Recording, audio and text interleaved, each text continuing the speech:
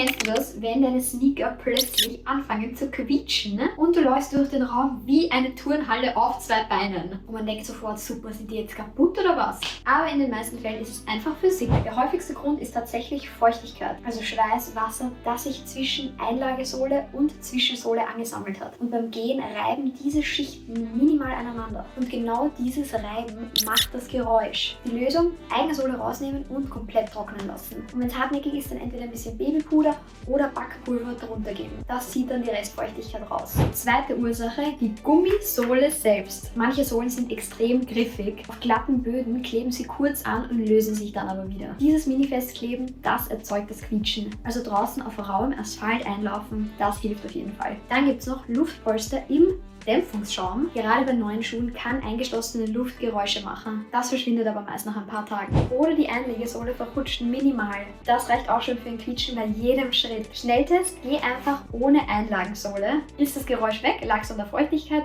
oder an der Reibung innen. Und genau da wird es spannend, weil Materialien eben auch eine Rolle spielen. Wenn ein Schuh innen Feuchtigkeit speichert, steigt die Wahrscheinlichkeit für Reibung. Materialien wie Merino-Wolle regulieren Feuchtigkeit deutlich besser und sind atmungsaktiver. Deshalb quietschen solche Schuhe oft weniger, gerade bei etwas längerem Tragen. Zum Beispiel der neue Winged Nex. Merino-Strick, leicht atmungsaktiv.